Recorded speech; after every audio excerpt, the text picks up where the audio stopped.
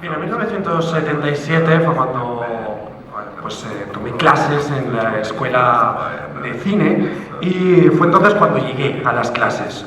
Venía desde la provincia, desde las afueras y os podéis imaginar, ¿no? Con toda mi influencia de cine estadounidense, pues me encontré con compañeros que tenían pues unas influencias muy diferentes. Todos ellos eran buenos conocedores de directores alemanes, de cinematografía alemana, y para mí esa fue una experiencia bien confusa porque no entendí, ¿no?, que es todo lo que me estaba encontrando. Así que me tuve que poner al día visionando películas alemanas y, si os soy sincero, la verdad es que no me gustaron demasiado. Yo pues también realicé diferentes largometrajes en Alemania y mantuve mi estilo, un estilo que incluso no cambié cuando llegué a Hollywood. ¿Por qué no hice eso? Pues bien, simplemente porque estoy orgulloso del tipo de cine que hacía. And also, when you're obviously well known as a director, but when you study your filmography, especially on your first films, it gives the impression that it's also a part of directing. Production design was also maybe your first love into the filmmaking thing.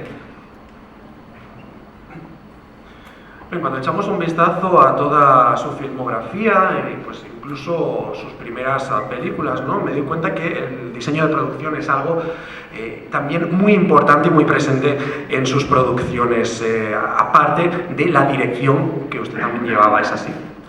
When I went to film school, I actually wanted to become a production designer. I had to lie because there was no school for production design, so I went to study directing, but secretly I wanted to become a production designer, and maybe I should have become one, but it didn't work out very well. Bien, de hecho, cuando yo fui a la escuela del cine y lo primero que quería hacer, quería ser diseñador, estudiar diseño de producción, pero tuve que mentir, ¿no?, para poder entrar, porque obviamente estaba estudiando dirección de cine y quizás debería haberme convertido en haber estudiado diseño de producción, pero acabé siendo director de cine. In my humble opinion, I think Stargate is. Let's see if you agree with this. Stargate probably is one of the first science fiction films, or probably the first science fiction film that integrates so well the CGI into the plot. I think it was really. It was so amazing the first time you were exposed to this film, because it's a new era into how to include this CGI into this kind of science fiction story. Could you elaborate about a little bit how you started into this project, and if you were so conscious that you were doing something so new regarding CGI in cinema? Bueno, me gustaría saber si está de acuerdo con esta afirmación que voy a hacer. Para mí Stargate marcó una era porque era la primera película del género de ciencia ficción que integraba a la perfección muy bien los efectos visuales generados por ordenador con el argumento de la película. Para mí fue algo impresionante porque, como digo, era el inicio de una era. ¿Cómo contempló usted este momento y era consciente del impacto que tendría sobre esta industria? Stargate was an idea to a movie which I had the first time in film school, and I was just waiting until I had a big enough name to get the money for it, because I knew that this movie will be quite a big step up for me in budget.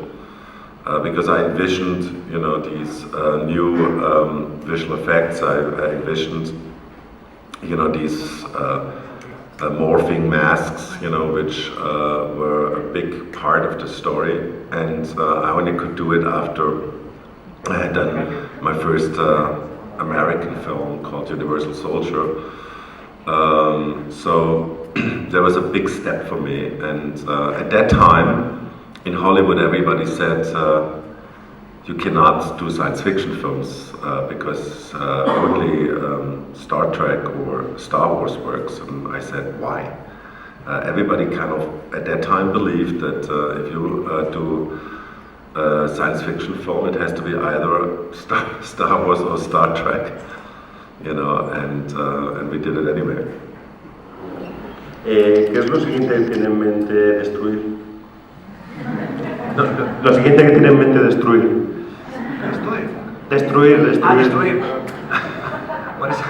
That's a good kickstart. Thank you very much.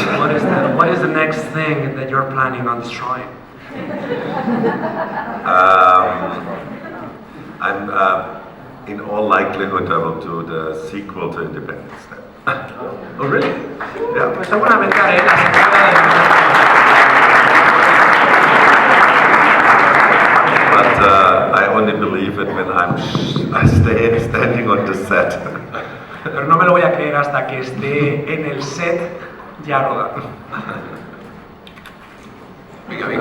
¿Tienes algo en particular que te guste de esa época, así como El Patriota o Anonymous? Well, the only movies that are not about catastrophes in your filmography, I would say they are history movies. Period films. Yeah. No, I mean, ¿cómo pregunta era, perdona? Sí. Tenía algo, perdón. Si personalmente le gustaba más que fuera de época y no actual, me refiero. Como todas.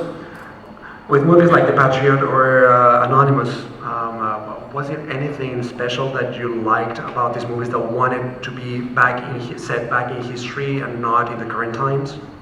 I always believed, that movies, can,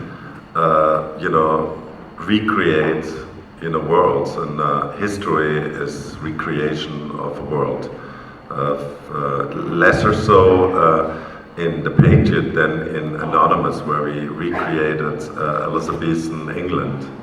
And it's, for me, always fascinating, because I'm very interested in history, to recreate these worlds and trying to imagine how do these people lived, how was theater, the central, new,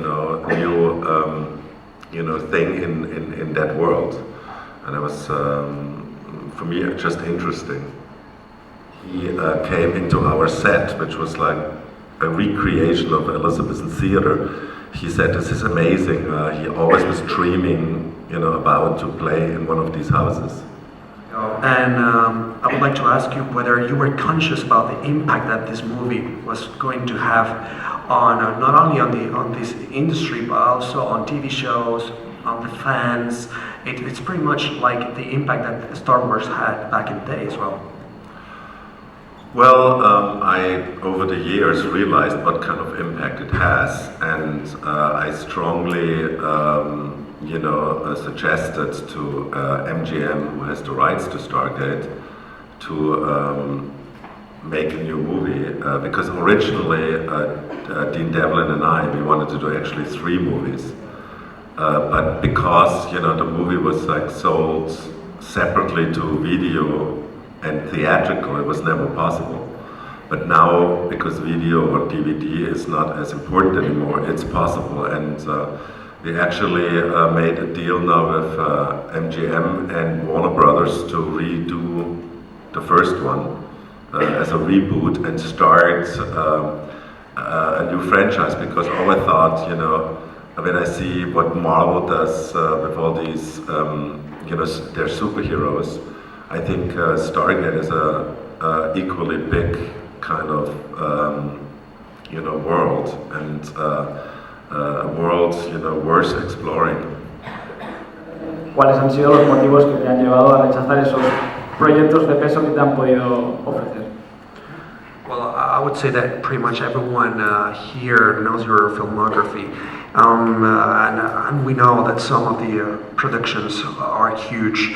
But I'm mostly interested in knowing what are those projects that you denied back in the day, and if you could actually tell us the reason why you denied them. Or the ones you rejected. Rejected, yeah. I rejected a lot of superheroes. Okay. I grew up in Germany, and I grew up with Thomas Mann, Herbert Hesse. I never saw a comic book, in my life when I was a kid, and so I have no relationship to it. I also never played with Transformer toys, so that's why I said no to that. You know, anything with a superhero. Ah, okay, Spider-Man. Yo para trabajar con el maestro John Williams en la banda sonora de El Patriota, que está considerada una de las mejores obras de este compositor. Gracias. Well, I would like to know what it meant to work with John Williams in the original soundtrack of The Patriot, because he's considered one of the best composers. Yeah, it was always one of my dreams to one day have John Williams score one of my movies, and it was fantastic. And he's such an incredibly nice man. That's like what impressed me the most. How nice he is. Como creador de Stargate, ha estado también involucrado en la producción de las adaptaciones para televisión. When MGM decided to make it into a TV series, they first came to us, to Dean and me, and we were negotiating with them for a while. But at that time we were also shooting Independence Day.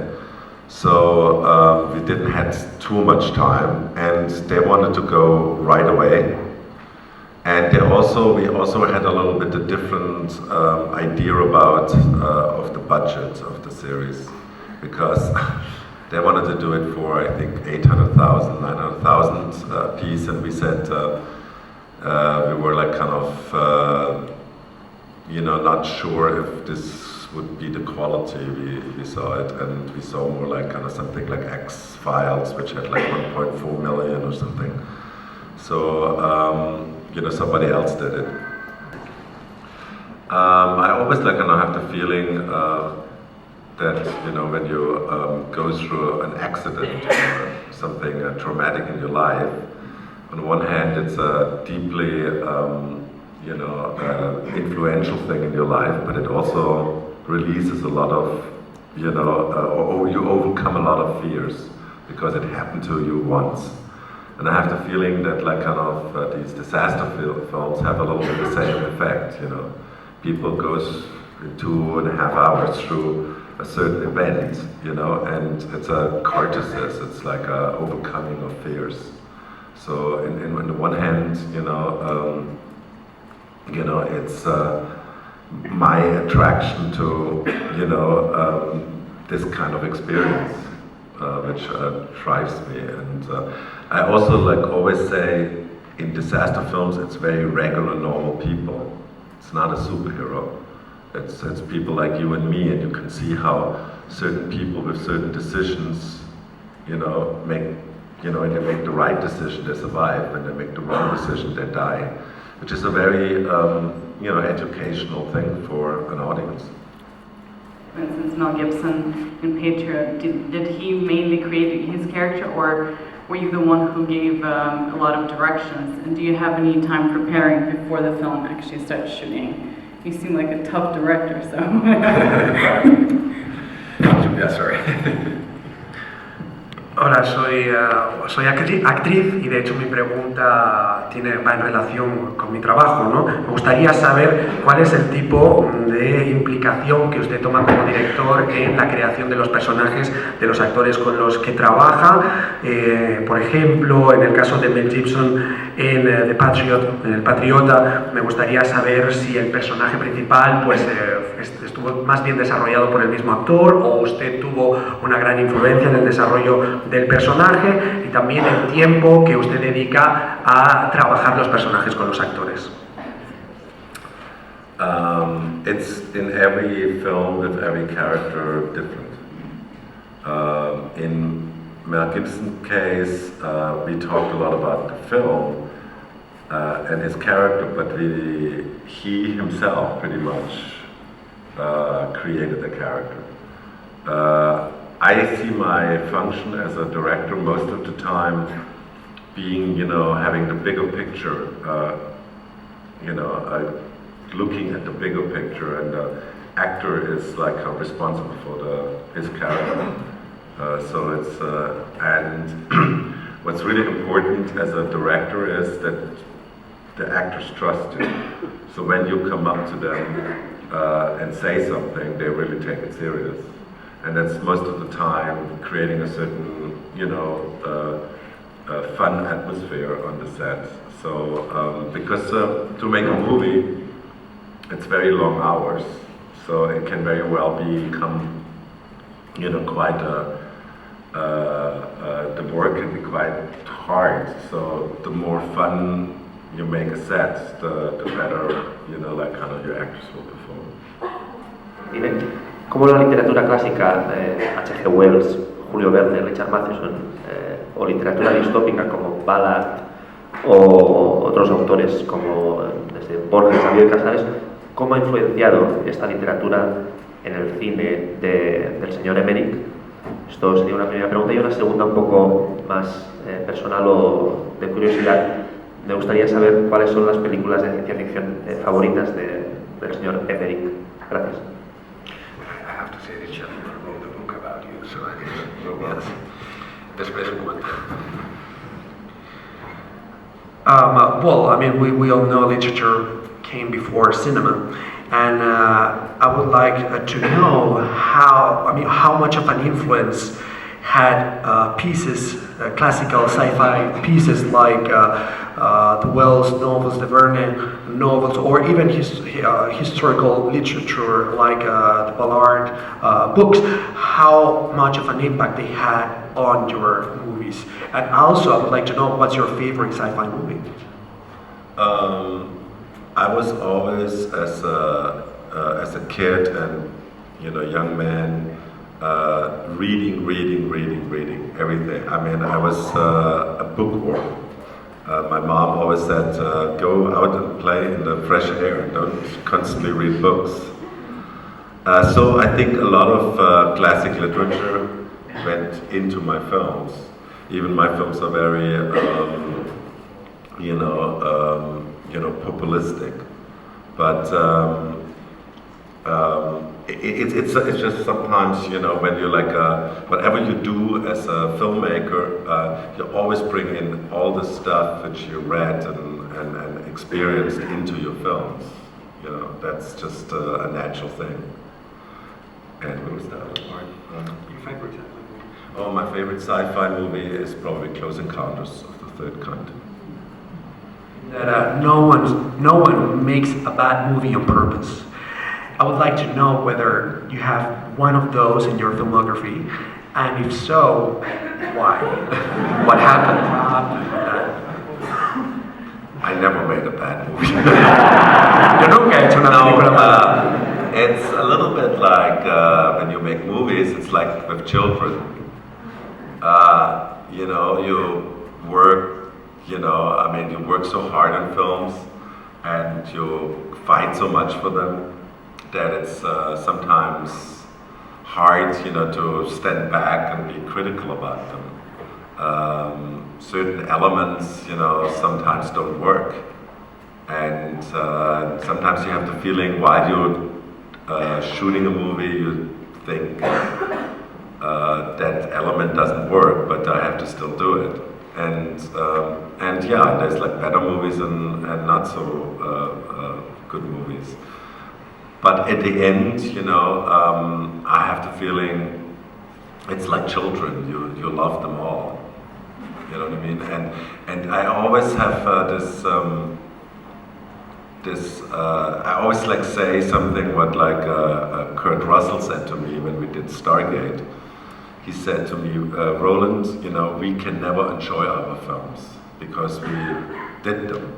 So we have to make the shooting process itself enjoyable, which was deeply, I thought a lot about it. And from that moment on, I tried to keep, my sets light and fun, and really try to make it for the people who did the movies, or do the movies really enjoyable.